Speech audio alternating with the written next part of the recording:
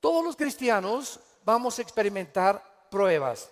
Vean ustedes aquí antes de Pedro se encuentra Santiago en el capítulo 1. Santiago era hermano de Jesucristo. Fue uno de los hermanos de Jesucristo, Santiago. Y él está escribiéndoles a los cristianos que comenzaron a ser perseguidos por el Imperio Romano. Y vean ustedes el consejo que Santiago comienza a delinear. Santiago 1, versículos 2 y 3. Hermanos míos, tengan por sumo gozo cuando se hallen en diversas pruebas, sabiendo que la prueba de vuestra fe produce paciencia. Sabemos entonces que todos nosotros vamos a ser examinados por Dios. Las pruebas, que son muchas, hay familiares pruebas en tu iglesia, en tu trabajo, con tus amistades, como matrimonio, con tus finanzas. Dios prueba el corazón. Y dice Santiago, no se sorprendan, no se maravillen de que de repente hay muchas pruebas. Y en lugar de que la oposición y las pruebas puedan menguar nuestro ánimo, dice Santiago, ¿verdad? Está probándose nuestra paciencia y nuestra fe. Vean ahora aquí, le damos vuelta a primera de Pedro, otra vez, capítulo 1. Y dice el versículo 6 y 7, en lo cual vosotros se alegran ahora, aunque un poco de tiempo.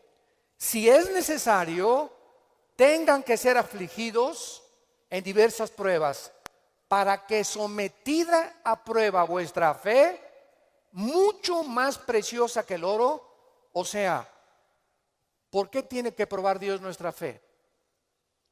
Porque es lo más valioso que Dios nos ha regalado. Lo más grande que tenemos es la fe. Y si queremos agradar a Dios, lo tenemos que agradar a través de la fe. Porque sin fe es imposible agradar a Dios. Por lo cual tenemos que entender por qué vienen pruebas, por qué me robaron mi coche, por qué tuve este problema con mi esposa, por qué este problema con mis hijos, por qué este problema en la iglesia, por qué este problema en el trabajo, por qué está el mundo ahorita como una olla hirviendo, donde las naciones están a un punto de una conflagración internacional. Aunque sabemos bíblicamente que si explota una guerra en Europa o en el Medio Oriente, no es todavía la tercera guerra mundial. En estos últimos meses, todas las invitaciones que he recibido han sido en radio, en televisión, con iglesias, con alianzas de pastores, para explicarles que esta guerra no es la tercera guerra mundial, que la Biblia nos habla claramente que falta mucho para la tercera guerra mundial y que este es lo que va a pavimentar el camino para el surgimiento del anticristo en el Medio Oriente. Entonces, estas pruebas, dice la Biblia, son importantes porque nuestra fe es la que tiene que ser probada. Ya sea en el trabajo, en la escuela, en el vecindario, etcétera, etcétera, estamos rodeados de personas que no les caes bien porque eres cristiano.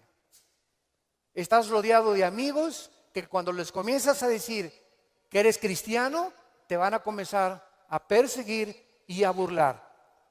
Porque el mundo está bajo el control del maligno y nosotros vamos de paso nada más. Somos un ejército que venimos a resistir al mal.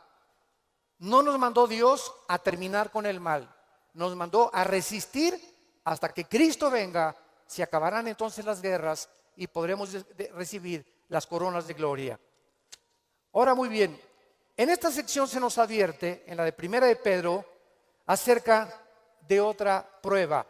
Regresamos al capítulo 4, Primera de 4, versículo 12. Y esta prueba es especial, porque le llama el Espíritu Santo fuego de prueba. ¿Qué hace el fuego? ¿Qué hace el fuego? Purifica. El fuego purifica y saca el verdadero valor.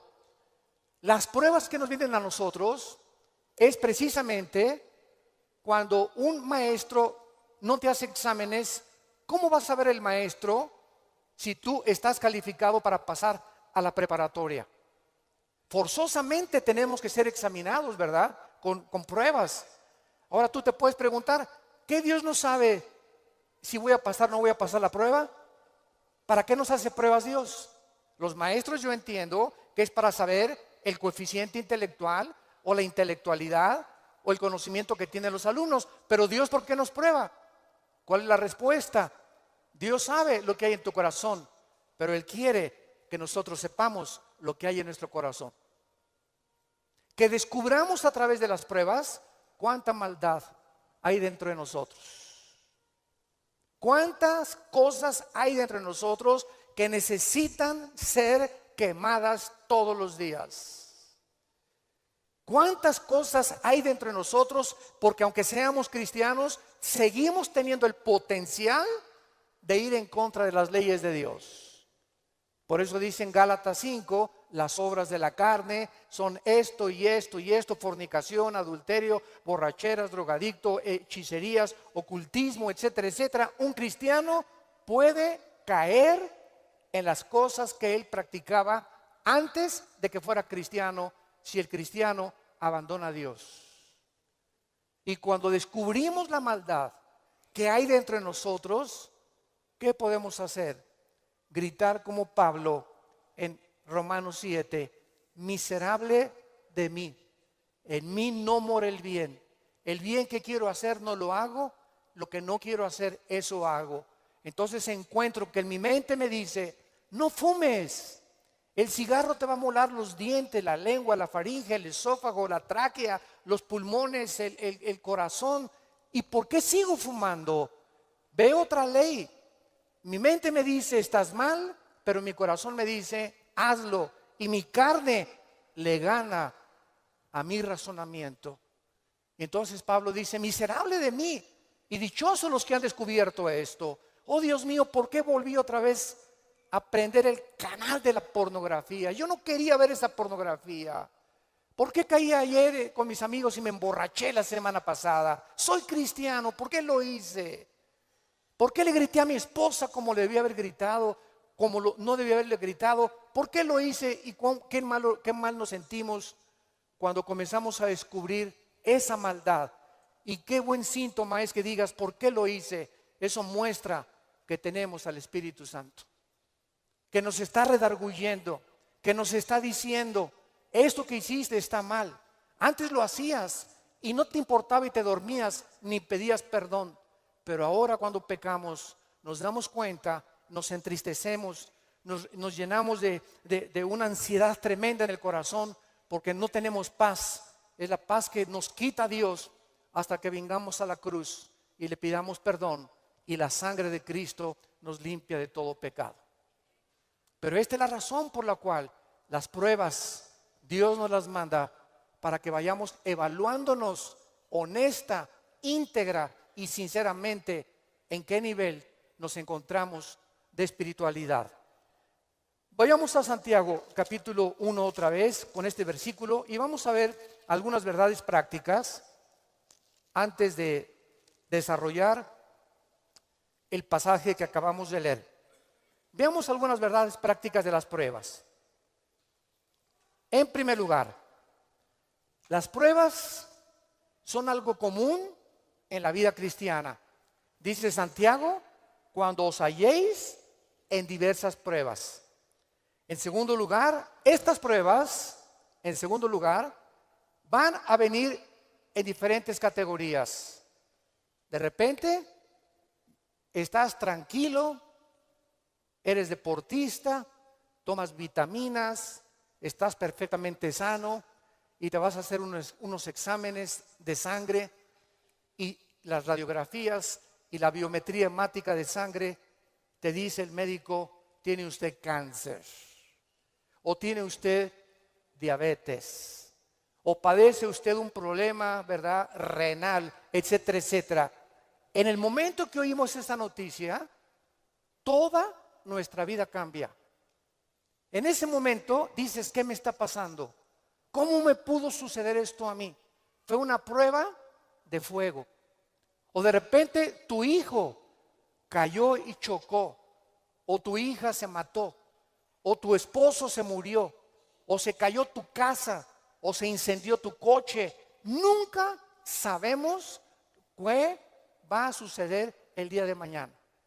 Entonces tenemos que estar preparados para entender que estamos en un mundo donde somos vulnerables y donde cualquier cosa puede suceder, y Dios lo va a permitir con un propósito siempre, siempre santo, que va a resultar para un bien.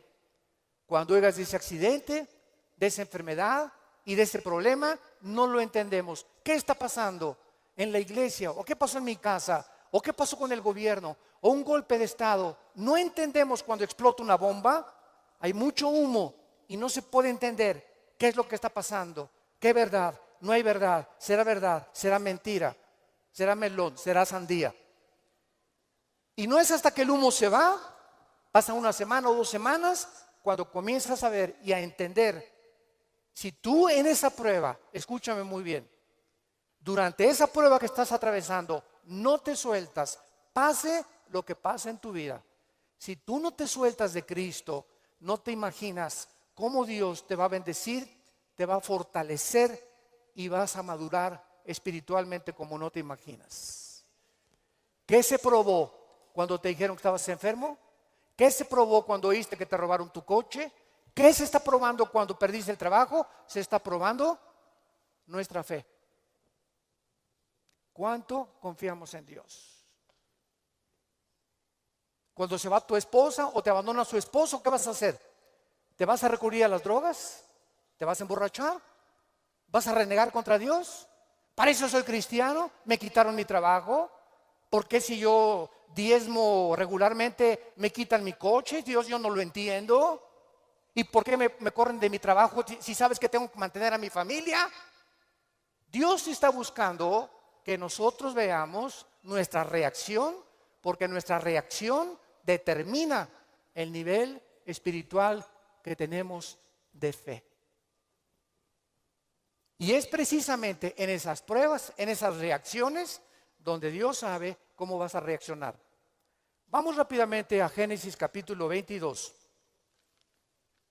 En el Antiguo Testamento, y veamos la prueba de fuego que pasó a Abraham.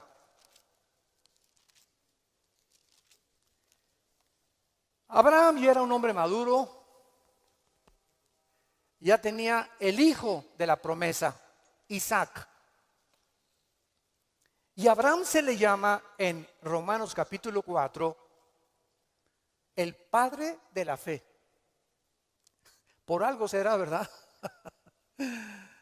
Por algo será, porque son las pruebas de fuego las que nos gradúan en el ejército de Dios. Las pruebas, no las muchas pruebas, nos van preparando, pero hay una prueba de fuego que es nuestra graduación.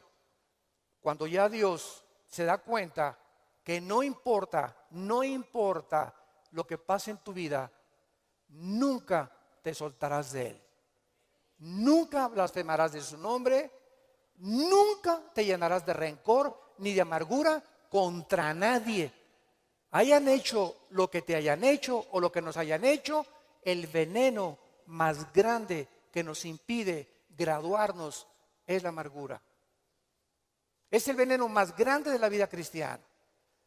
Bueno, aquí se encuentra Abraham, capítulo 22 del Génesis, y dice: aconteció después de estas cosas, o sea, estas cosas son todas las pruebas que Abraham había atravesado, que probó Dios a Abraham. Abraham podría decir: ¿otra? Oye, ¿otra, Señor? ¿Es juego? ¿Otra prueba? Pero Adán, quiero decirte una cosa, Abraham. Esta prueba, ¿verdad? No te imaginas, va a ser la bendición más grande para tu vida y para 1000 generaciones después. A los que les interese la palabra prueba en el hebreo, es la palabra nasá, con H al final. Cuando dice probó, es la palabra nasá. Escuchen lo que significa. probar en el hebreo. Manifestar el corazón por medio de la presión. No es hasta que la presión viene a nuestras vidas que se sabe lo que tenemos escondido en el corazón. ¿No es cierto? No es bajo la presión donde se prueba el carácter de los hombres. Bajo la presión. Dice la Biblia, esto es lo que Dios quería hacer, poner presión en Abraham para darnos un ejemplo a nosotros de cómo reaccionar. ¿Y cuál fue la prueba de fuego que Dios le puso a Abraham? Dame a tu hijo Isaac, versículo 2. Señor, no te oí bien, creo que me está fallando el oído. ¿Qué dijiste? Que me des a tu hijo. Señor, ¿estás bien? ¿No necesitas un mejoral? ¿Me estás hablando? ¿Eres tú? ¿No será un demonio el que me estará hablando? Señor, tú me dijiste que este hijo era el hijo de la promesa, no era Ismael. Tú me prometiste que era Isaac y la semilla de Isaac, el esperma de Isaac, la descendencia de Isaac, donde el Mesías, el Salvador que has prometido, iba a venir. ¿Cómo me lo pides? ¿Y cuál es la respuesta de Isaías 55, 8 y 9? Mis pensamientos no son vuestros pensamientos, y mis caminos no son vuestros caminos, ovejas santas, amadas de Dios. Así como los cielos son más altos que la tierra y mis pensamientos más altos que ustedes, así es como yo tengo que pensar para que ustedes comiencen a entender que yo no pienso como ustedes y que la fe es mantenerte de pie y seguir creyendo aunque no haya explicación inmediata. Señor, no entiendo qué pasó con mi casa, no entiendo por qué perdí el trabajo, no entiendo lo que está pasando, no entiendo esto, no entiendo aquello, pero como dijo Job, aunque tú me matares, seguiré confiando en ti. Y seguiré esperando y sabiendo que cuando se disipe el humo y entienda tus caminos, tienes algo mejor para mi vida. Esa es la fe. ¿Y qué hizo Abraham? No abrió la boca, no discutió. No vemos aquí que se puso al brinco con Dios. Abraham, Isaac, ven hijo mío.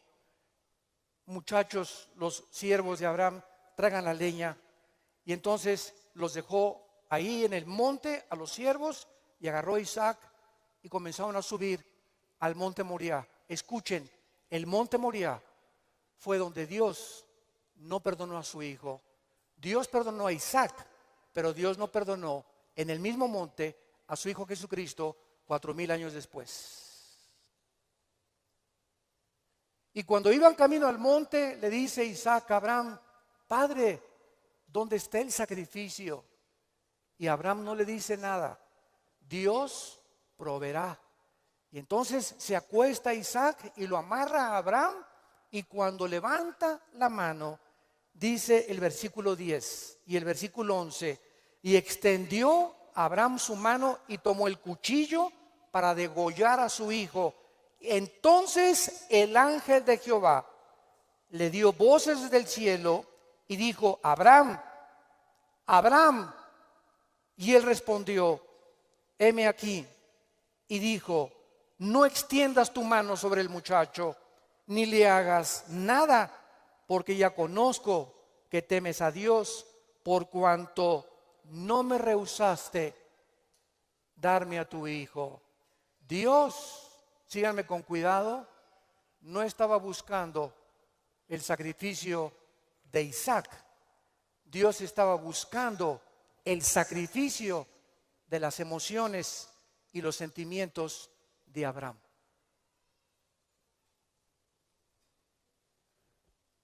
Abraham tenía que pasar la prueba de morir a sus emociones y a sus sentimientos y amar a Dios con todas sus fuerzas y con todo su corazón, escúchenme, más que a su hijo.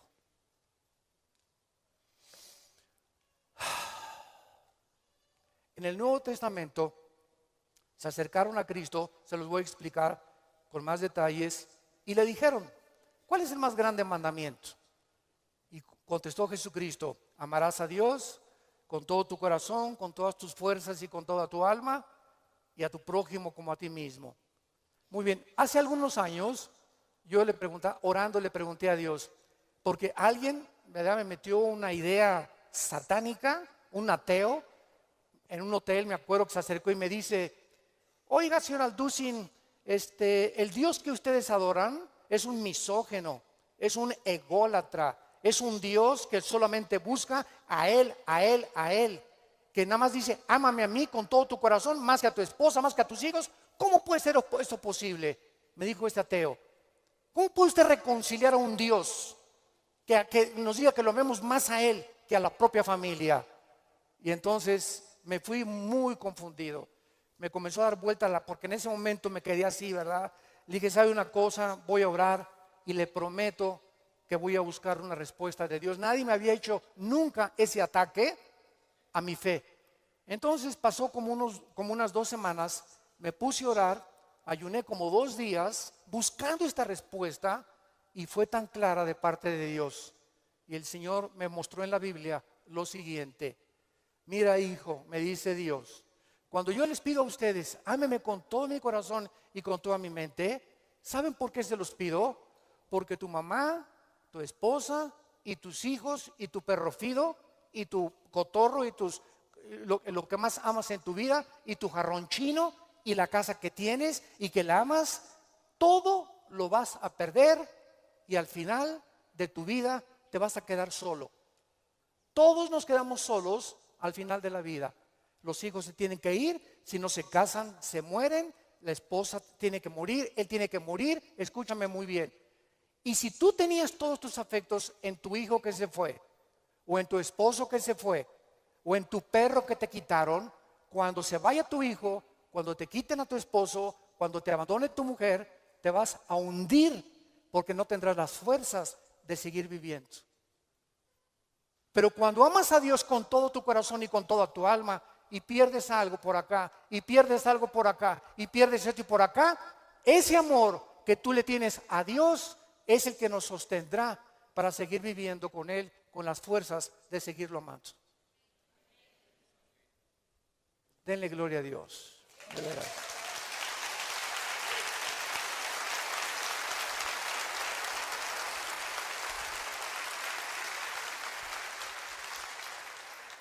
La fe es creer aunque no entendamos. Si Dios lo dijo, tiene una razón. Detrás de cada mandamiento de Dios se encuentra la sabiduría de Dios. Cuando Dios le dice a los jóvenes, no forniquen ni tengan relaciones sexuales antes de casarse, gritan los jóvenes y protestan los jóvenes. ¿Nos quieres quitar la felicidad? ¿Qué tiene? ¿Así nos vamos a conocer mejor antes de casarnos? Pero detrás de esa prohibición que Dios tiene es el inmenso amor que Él nos dio desde la cruz. Por amor te lo digo, jovencita, te dice Dios, por amor que te tengo, joven que me escuchas.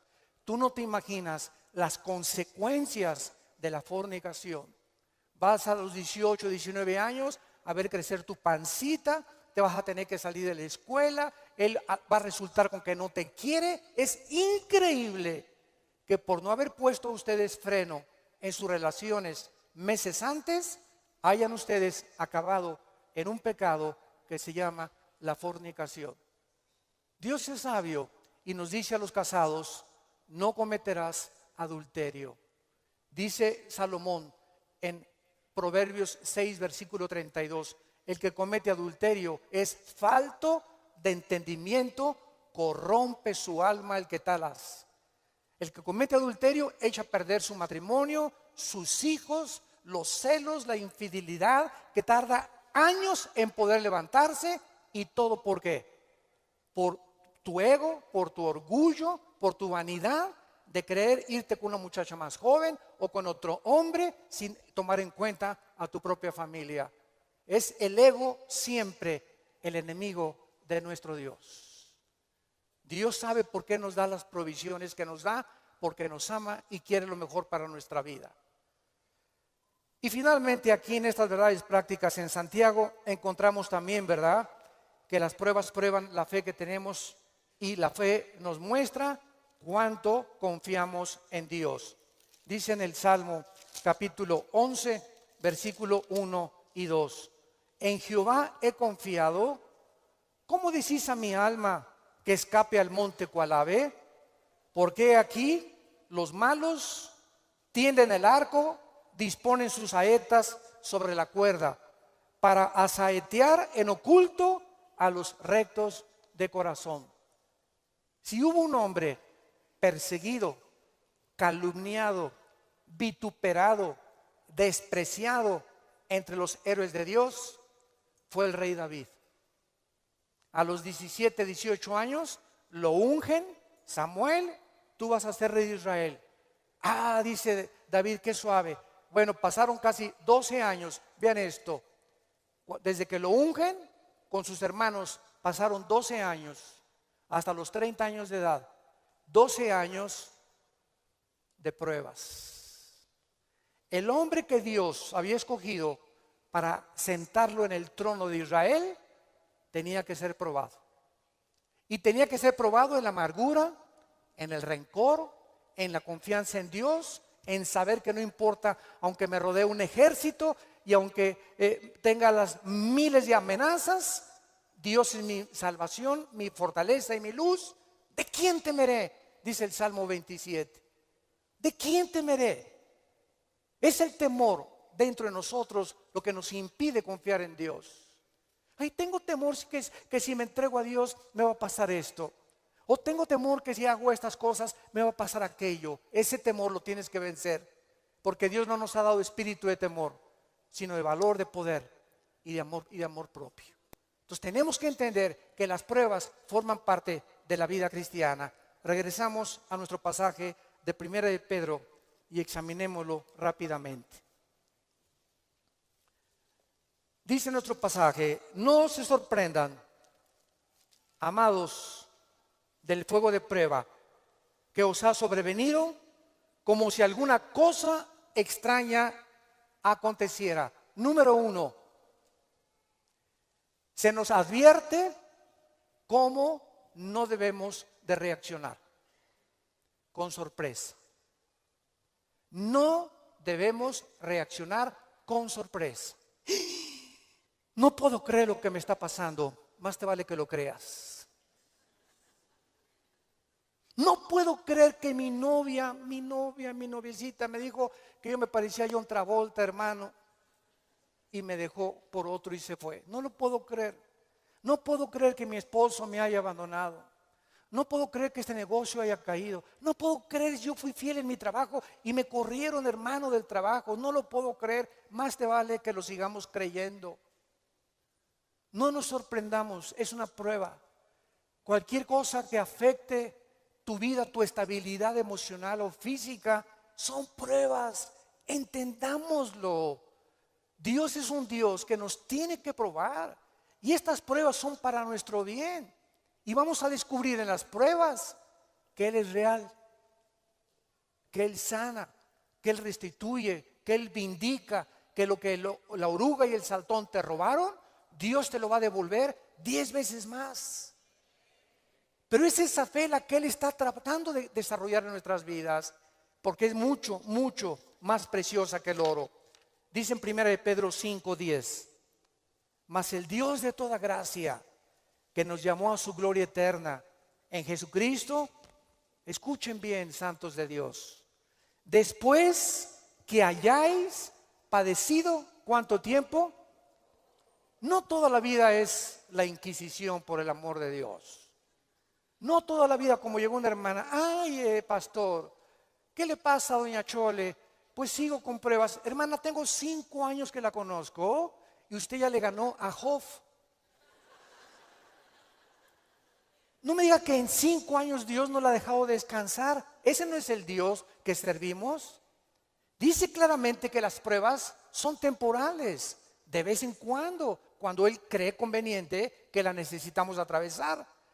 Después que hayáis padecido un poco de tiempo, vean ustedes el propósito.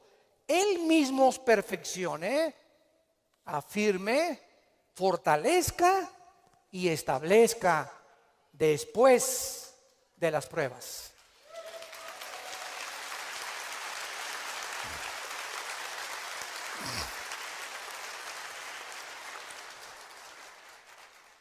Ahora, veamos lo que tenemos que hacer.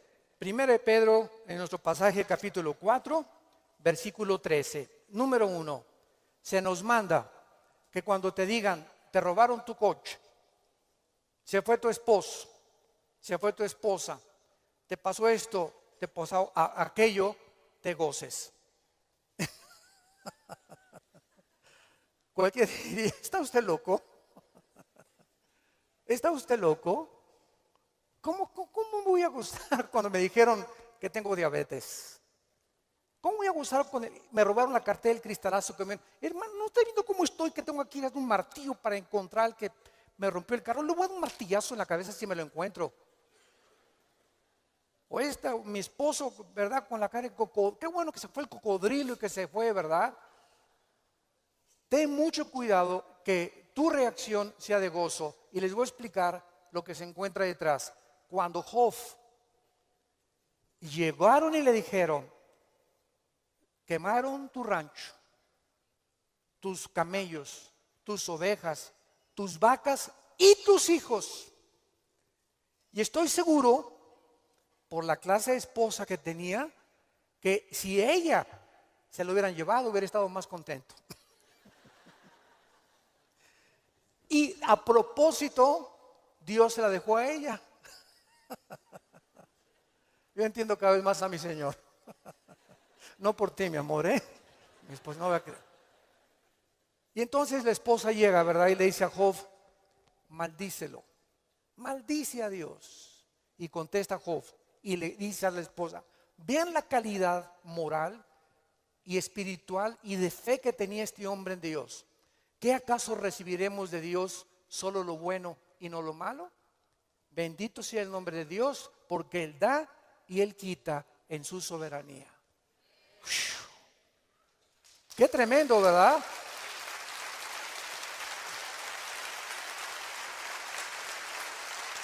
Qué tremendo.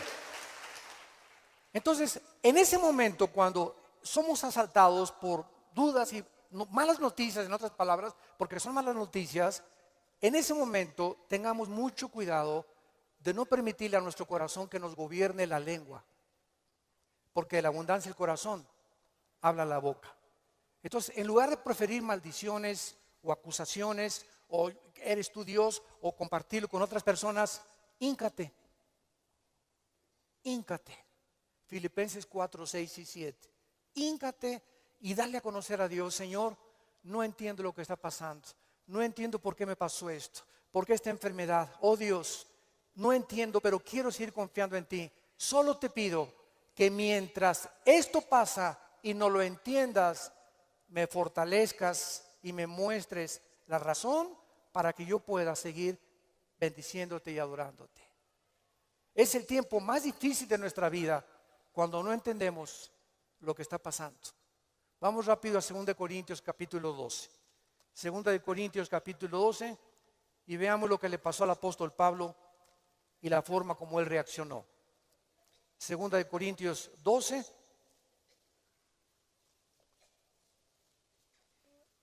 Pablo fue uno de los pocos hombres, junto con Enoc y Elías y el apóstol Juan, que subieron al cielo.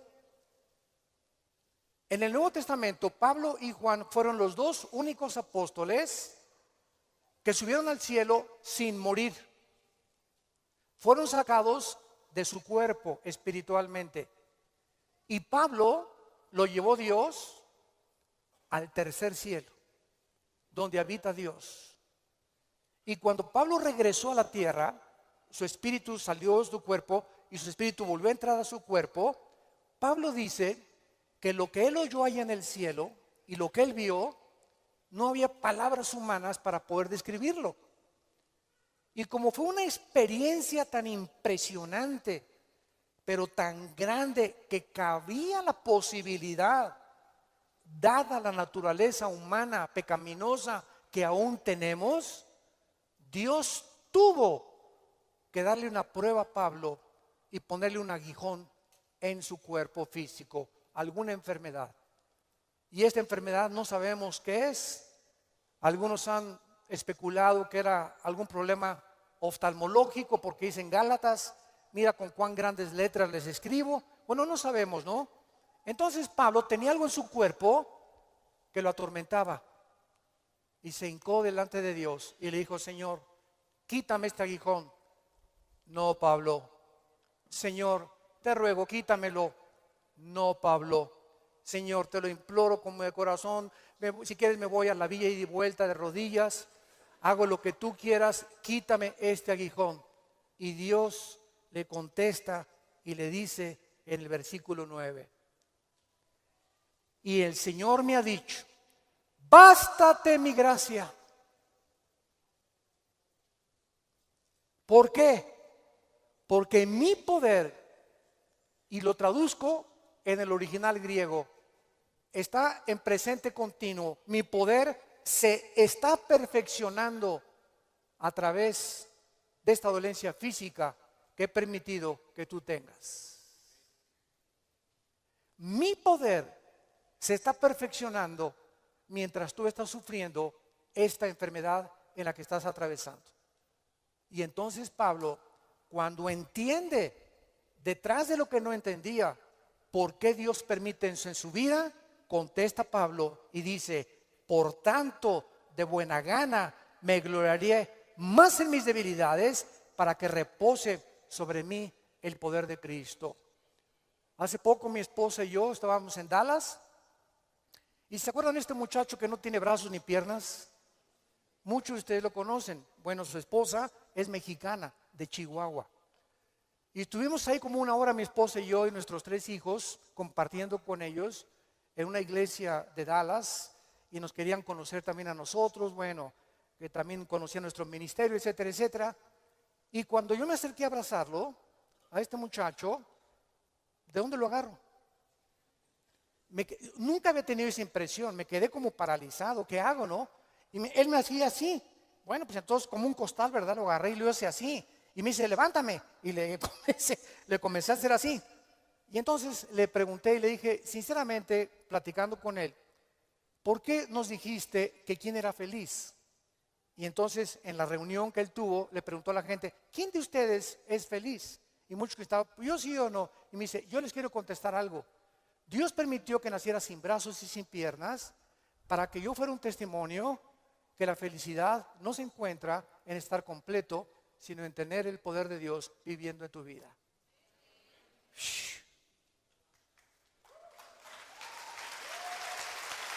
¡Qué tremendo!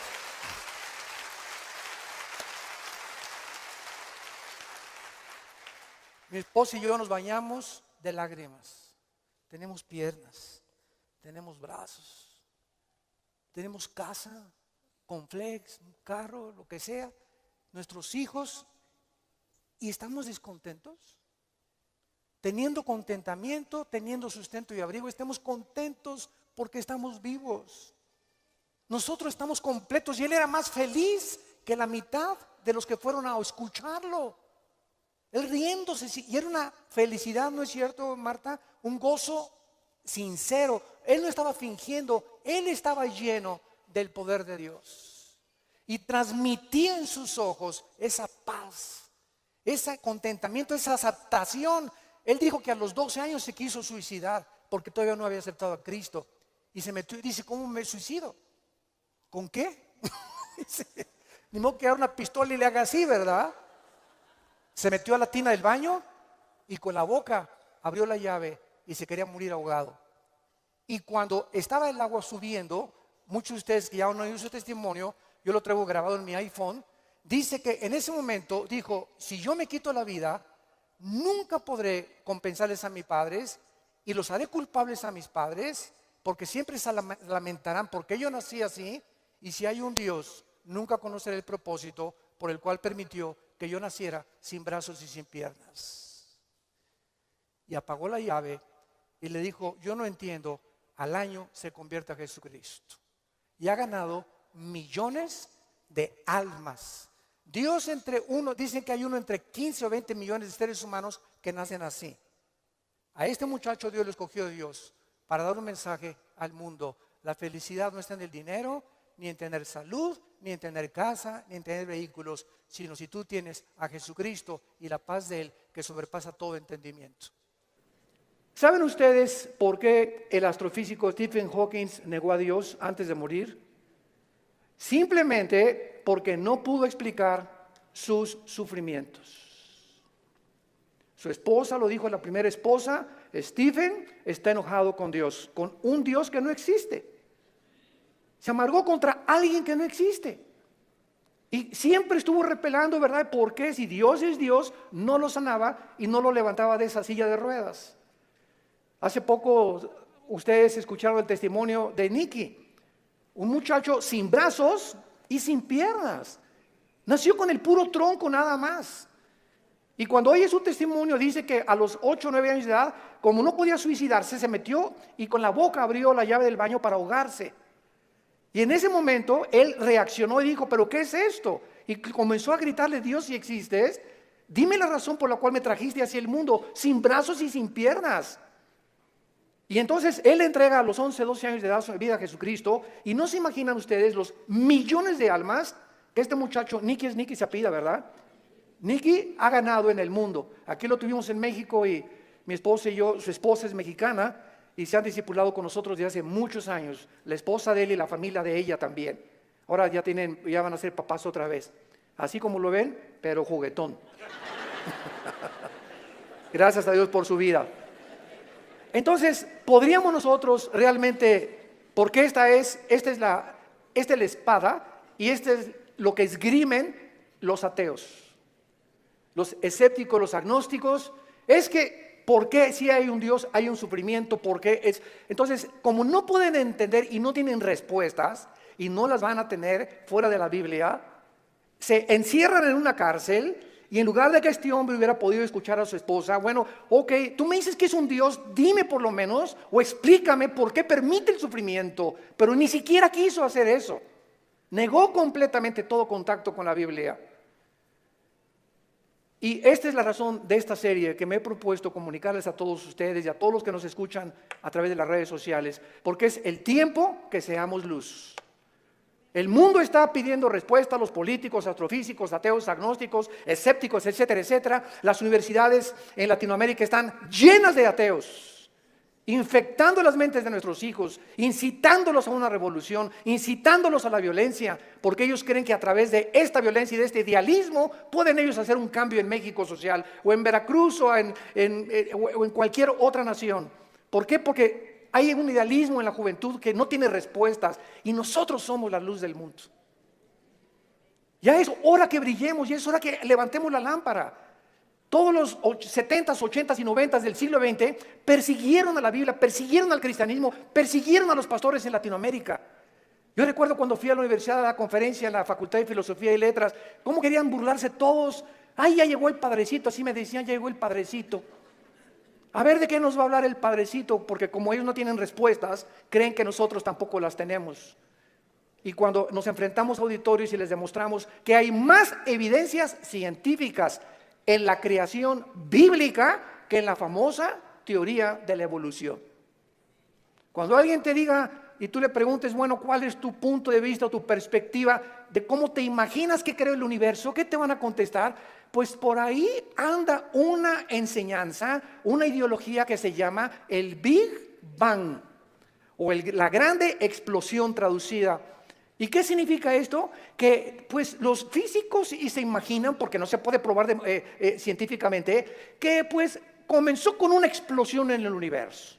Y entonces de esa explosión se formó todo lo que nosotros vemos. Cuando las propias leyes de la física, la primera y la segunda ley de la termodinámica, contradicen el Big Bang. Virgen del Socorro. Me atrevo a decir esto. La misma física que dice la primera ley de la termodinámica, nada se crea ni se destruye. La segunda ley, todo tiende al desorden, a la oxidación, a la destrucción, a la corrupción. Nunca del desorden se ha formado el orden por el amor de Dios. Entonces, ¿cómo podemos estar defendiendo una teoría que la aceptamos ciegamente? Porque mi maestro me la enseñó. Porque tu maestro no tiene ninguna otra explicación. Y como dijo Don Teofilito, como decimos aquí en México, ni la tendrán si no vienen a la Biblia. Porque por medio de la ciencia y por medio de la intelectualidad, que es limitada, el ser humano no puede traspasar y trascender la dimensión espiritual, la dimensión del mundo invisible. Entonces el intelecto choca contra las cosas que no entiende y al llegar ahí se vuelven locos. Entonces no puede el ser humano comprender la inmensidad del universo que nos rodea, ni los caminos ni los pensamientos de Dios, porque son más altos que los nuestros. Dios tuvo que bajar hace 2000 años en la persona de Jesús para Él comunicarnos y revelarnos los secretos que se encuentran detrás de su universo, de su soberanía, de la tierra, de dónde venimos, los animales, la genética y la ciencia que continúan demostrando y comprobando simplemente que la Biblia tenía la razón. Ya es hora de hablar, y es hora de tener una confrontación directa, porque el mundo se está hundiendo en la confusión teológica, en la confusión ideológica. Los gobiernos los invitamos al próximo desayuno en junio, ya les dieron su volante titulado El fracaso de los gobiernos humanos. Otra vez, ¿verdad? Vamos a examinar todos los gobiernos, nazismo, fascismo, monarquías, democracias, etcétera, etcétera. ¿Por qué ninguno ha funcionado? ¿Por qué siguen peleándose? ¿Por qué ahorita ya los partidos políticos en todas partes del mundo, ya sus convicciones, los estatutos en los que formaron sus partidos están deshaciéndose y contagiándose con el otro? Es como si nosotros dijéramos, soy cristiano pero me voy a juntar con los mormones y con los musulmanes. Cuando los principios de los musulmanes, los principios de los mormones y el cristianismo se contradicen unos a otros. Entonces, ¿creo realmente que mis convicciones son reales y es la verdad? ¿O necesito otras ideologías porque no estoy seguro de lo que yo creo? Es una tristeza, se están derrumbando ante nuestros ojos todas las ideologías y todas las filosofías del mundo. Los sistemas de pensamiento están confundidísimos como jamás lo habían estado. Gubernamentalmente, teológicamente, filosóficamente, económicamente, es una confusión en el mundo tremenda. Es el estrés por el cual vive la gente. Es una incertidumbre de dónde está la verdad, dónde está la luz, quién tiene la verdad. Tú dices que en aquella religión, tú dices que en aquella religión. Discúlpame, en ninguna religión, en la persona de Jesucristo. Porque tú puedes tener X religión sin tener la verdad, ni tener al Hijo de Dios en tu vida. Él fue el que vino y nos dijo, no los católicos, no los evangélicos, no los nazarenos, no los mormones. Jesús dijo, yo soy la verdad. Y cuando Él entra a tu vida, se te caen las vendas. Y de alguna forma el entendimiento se nos comienza a expandir. Y solo Dios, el Espíritu Santo, puede hacer que nuestra mente se abra para que cuando vengamos a la Biblia podamos entender, porque la Biblia, el autor es el Espíritu Santo, necesito al Espíritu Santo morando en mí para comprender los pensamientos de Dios. Ven a la Biblia sin el Espíritu Santo y vas a chocar contra los pensamientos de Dios. Porque el hombre natural no entiende las cosas del Espíritu, porque para él son locura. Porque estas cosas no se intelectualizan, estas cosas se disciernen espiritualmente. Veamos estos pasajes a continuación que nos van a servir de base para poder dar una explicación y comenzar ya a levantar la bandera de la fe. Dice en Romanos 5, versículo 3, y no solo esto, sino que también nos gloriamos en las tribulaciones, sabiendo que la tribulación produce paciencia. Alguien viene sin el Espíritu Santo y lee este versículo, la conclusión a la que llega dice, esto lo escribió un loco. ¿Cómo puede alguien que está atravesando tribulaciones o problemas gloriarse? Inmediatamente se enfrenta a esta persona con una pared. Pero es que esta persona no entiende que las próximas palabras es que estas tribulaciones y estos sufrimientos, Dios los está usando para formar nuestro carácter, que si no sufrieras, de otra manera no podrías aprender muchas cosas en la vida que solamente a través del sufrimiento se aprenden. Dice Salomón en Proverbios, el sufrimiento purifica el corazón. Esta es la razón por la cual comenzamos ya a entender, y cuando comenzamos a entender los pensamientos de Dios, Y aunque no vamos a ser libres de sufrimiento, por lo menos Dios va a entrar a nuestra vida y nos va a dar una esperanza para que en ese valle de sombra y de muerte tengamos paz. Para que en medio de las tribulaciones que tú estás atravesando y en medio del divorcio que estás ahorita enfrentando y el abandono de tu esposo y el abandono de tu esposa y el abandono de tus padres, por lo menos en medio de ese horno de fuego donde que tú estás atravesando, Jesús está contigo. Y aunque no se va a acabar hasta que Él venga a todas estas cosas, Él nos da la fuerza para resistir hasta el final con gozo. Y la paciencia solamente es el fruto de las pruebas y las tribulaciones. ¿Se imagina lo que la Biblia dice? ¿Y para qué quiere la paciencia, Señor? Si no tienes paciencia, te vas a casar con el chavo equivocado. Si no tienes paciencia, te vas a casar con la muchacha equivocada. Si no tienes paciencia y eres una persona impulsiva que compras y vendes, etcétera, etcétera, sin meditar ni reflexionar nada, vas a comprar la casa equivocada, el carro equivocado, el viaje que Dios no quería que hicieras lo vas a hacer por tu impaciencia, porque por naturaleza somos impacientes. Entonces la Biblia nos comienza a abrir los ojos y nos dice, espérame tantito, la paciencia es una virtud elemental para que puedas tomar decisiones y no te arrepientas el día de mañana. Pues yo quiero la paciencia, Señor. Viene entonces el fuego de la prueba. No tengas miedo de las tribulaciones.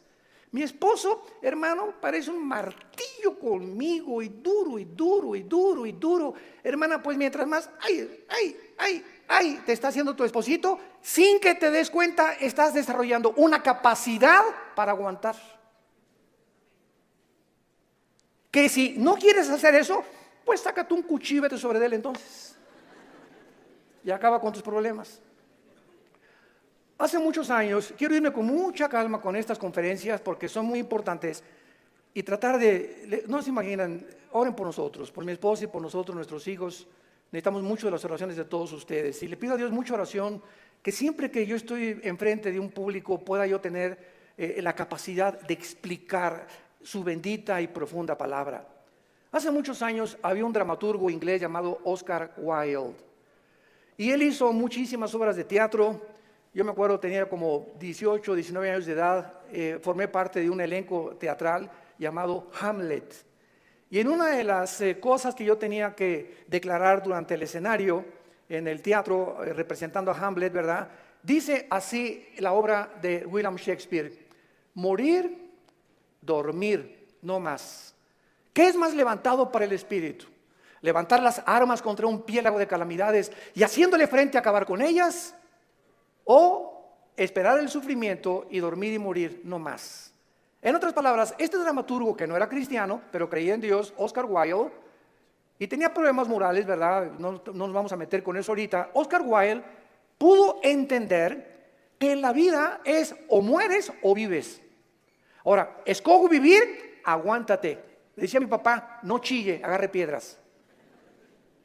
Estamos vivos, no es Disneylandia, por el amor de Dios, ya madura. No es Reino Aventura. No estamos en el milenio todavía. Estamos en un mundo de una raza humana caída, donde hay pecado, muerte, oscuridad, sombras, tristeza, enfermedades, violencia, etcétera, etcétera. Y vamos a través de esta serie a explicar por qué permitió Dios esto. Y nos vamos a dar cuenta, cuando veamos la explicación de Dios, vamos a levantar las manos, te voy a decir, Señor, profunda es tu sabiduría y tu gracia y tu misericordia. Cuán profundos son tus pensamientos. Y yo era como era porque no entendía. Ahora entiendo, Señor, y te alabo y te bendigo. Y va a venir una paz sobre tu vida que sobrepase el entendimiento, que te va a dar la fortaleza de seguir viviendo para Jesús. Y este es el propósito de esta serie que he tratado de preparar para todos ustedes y los que nos escuchan. Las tribulaciones nos producen paciencia. Necesitamos la paciencia. La segunda es Santiago capítulo 1, versículos 2 y 3. Santiago capítulo 1, 2 y 3. Hermanos míos, otra vez, parecía que estuviera loco Santiago, ¿de cuál fumó? Tengan por sumo gozo cuando se hallen en diversas pruebas. ¿Quién puede llegar a esa conclusión, verdad? Gózate cuando te corran de tu trabajo. Gózate cuando pierdas tu casa. Gózate cuando tienes algún problema, ¿verdad? ¿Por qué me voy a gozar? Porque esa prueba que estás atravesando está produciendo paciencia. Otra vez, Santiago está de acuerdo con Pablo para poder, con diferentes palabras, decirnos que las pruebas producen paciencia. Entonces tú llegas a tu casa con tu esposa. ¿Qué crees, mi chenchita? ¿Qué, mi amor? Estás tan contento, te veo. Te ascendieron de puesto. No, mi amor, al contrario, me corrieron. ¿Quién podría reaccionar así? Nadie, ¿verdad? Ni marihuano. Nadie podría reaccionar de esa manera, más que un cristiano que vive en el Espíritu. Y la esposa, oye, pero ¿sabes una cosa? Esto no es para que te pongas contento. Sí, mi amor, ¿sabes una cosa? Porque acuérdate de Romanos 8:28. Todas las cosas contribuyen para nuestro bien. Y no me corrieron porque haya sido ladrón, borracho, parrandero, jugador, defraudador. Me corrieron, ¿verdad? Por política, lo que tú quieras. Pero ¿sabes por qué me gozo, mi amor? Porque creo lo que dice la Biblia. Ahorita mi única reacción se había llegado: vieja, sácame la de don Julio reposado. Y vamos a ponernos los dos hasta atrás. Esta vida no vale gorro. Vamos a divertir. Que nada, y que Dios, ni qué cristianismo. Esa es la otra reacción. Y comenzar con la autolástima y comenzar a amargarte contra Dios. ¿Te das cuenta? Entonces, en lugar de que tomemos esa actitud, la Biblia nos muestra que nos enfrentemos a los problemas con otra actitud, porque cuando Dios ve que tú enfrentas esa actitud y que tú llegas a tu casa y Señor, gracias, te alabo, yo no entiendo por qué me corrieron, lo único que sé es que tu palabra dice: no desmayes, no tengas miedo, yo soy tu Dios, nunca te dejaré, nunca te abandonaré. Y estoy seguro que viene un trabajo mucho mejor que el que yo tenía.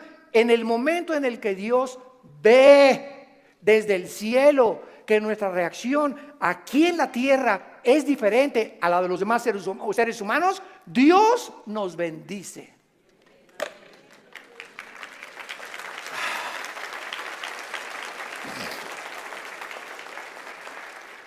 Porque sin fe,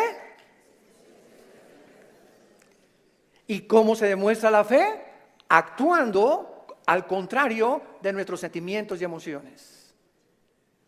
Hebreos 11:6. Y el versículo 1 de Hebreos 11 dice: y la fe es la certeza de lo que se espera, la convicción de lo que no se ve. Veamos y metamos aquí un microscopio. La fe está relacionada con el futuro y con lo invisible.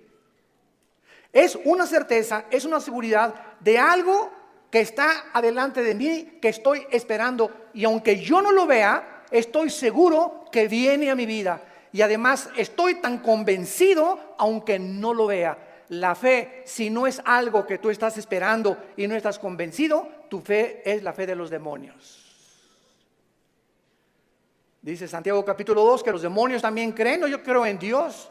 Pero ¿sabes una cosa? Tú dices que crees en Dios intelectualmente, pero no demuestras que tú crees en Dios por la forma como tratas a tu esposa, por la forma como tratas a tus padres, por la forma como ves a las mujeres. Este pueblo, Marcos 7, dijo Jesús, de labios me honra. ¿Cuánta gente hay por todos lados? Y van a desayunos, y yo creo en Dios, pero sus acciones, su conducta contradice la piedad que ellos expresan o que creen tener en su corazón. Entonces te vuelves un hipócrita, te vuelves un falso cristiano, porque la fe tiene que, dice Santiago, sin obras no es fe. La salvación es por la fe, pero la forma de demostrar que esa fe es salvífica, que realmente nos ha transformado, es cuando vemos que ha transformado mi vida. Ya no soy el que yo era antes antier, o hace un mes o hace 6 meses. Ahora cambió mi vida con mi esposa, la forma como veo a mis hijos, la forma como manejo mi negocio, la forma como me relaciono con la gente, la forma como veo a los gobiernos. Cambia completamente mi vida. Y si yo no manifiesto esta actitud o esta nueva conducta, no es cierto que soy cristiano. Y lo vamos a ver en el tercer pasaje, 1 de Pedro capítulo 1. Y ahí vamos a comenzar nuestra serie. Esta es la introducción. En 1 de Pedro capítulo 1, versículo del 6 al 9, escribe el apóstol Pedro, y los recipientes de esta carta eran judíos perseguidos por Roma. Esta carta fue dirigida a cristianos que están siendo perseguidos o sufriendo por su fe, en lo cual vosotros os alegráis, aunque ahora por un poco de tiempo, si es necesario, tengáis que ser afligidos en diversas pruebas, para que sometida a prueba vuestra fe, mucho más preciosa que el oro, el cual, aunque perecedero, se prueba, con fuego se hallada en alabanza, gloria y honra, cuando sea manifestado Jesucristo, a quien amáis sin haberle visto, en quien creyendo, aunque ahora no lo veáis, os alegráis con gozo inefable y glorioso, obteniendo el fin de vuestra fe, que es la salvación de vuestras almas. En otras palabras, y este es el tercer principio espiritual de nuestra serie, la fe de todos aquellos que han dicho: Jesús, entra a mi vida. Ayer en el desayuno tuvimos más de 35 decisiones, gracias a Dios. Y la gente que hace una decisión por Jesucristo, quiero que lo sepas, tu fe va a ser probada. Tu fe va a ser probada. ¿Y saben ustedes dónde comienza a ser probada? En la familia, con tus hermanos y con tus papás o con tus primos. ¿Por qué? Porque la primera prueba de la fe es la persecución. Ayer nos contaba mi hermano Alejandro, él es el director del Instituto Teológico Internacional del LITI, y me nos contó una anécdota mientras veníamos de Toluca al desayuno en el camino, que yo no la conocía de mi hermano. Y me dice: Armando, tú sabes que cuando yo me convertí, porque él fue el primero en la casa que se convirtió, yo los correteé como 2 o 3 años, una vez quise incendiar una reunión de oración. El gadareno era Pinocho comparado con los demonios que yo traía, y se los digo en serio. Y me dice mi hermano: tú sabes que cuando yo me convertí, llegué a la casa y mi mamá inmediatamente me quiso correr. Ya te metiste con una secta, quién sabe qué te metieron, etcétera, etcétera. Total, dice, me tuve que salir de la casa y a los 4 días regresé a la casa. ¿Y qué crees? Estaba un cuñado mío, nuestras hermanas, la abuela, los tíos, y me hicieron juicio. Todos alrededor de la mesa diciéndome: a ver, acércate por favor, estamos escuchando que ya te cambiaste de religión y que andas por ahí con unos aleluyas y quién sabe qué tantas cosas, y en esta familia la única religión que tenemos es tal y tal y tal y tal cosa. Y dice mi hermano: yo lo único que hice es a todos ellos que me hicieron juicio por haber aceptado a Cristo, en lugar de que contentos de que dejé las drogas, porque era bien hipioso mi hermano antes, y le metía todo, ¿verdad? En lugar de que estuvieran contentos, estaban completamente enojados que yo había comenzado a leer la Biblia. Y lo único que les dije fue, puse la Biblia en medio de todos y les dije: ¿la han leído? Y comenzaron todos a voltearse unos con los otros. No, Chepo. Pues si no la han leído, ¿qué base tienen para juzgarme que yo estoy mal? Porque si no es la Biblia la base de nuestra fe, ¿qué es entonces? Yo no les dije que fui con los mormones, ni que fui con soy un musulmán. Estoy en un grupo de cristianos que leemos la Biblia. Y si ustedes no leen la Biblia, no tienen ninguna base. Dice mi hermano: desde esa vez nunca se volvieron a meter conmigo. Pero vino la persecución inmediatamente, y vendrá contra ti también. Y comienza en la propia familia. ¿Por qué? Porque Dios nos sacó de las tinieblas de nuestra familia para regresar a nuestra familia e iluminarlos y sacarlos también al reino admirable de la vida de Jesucristo.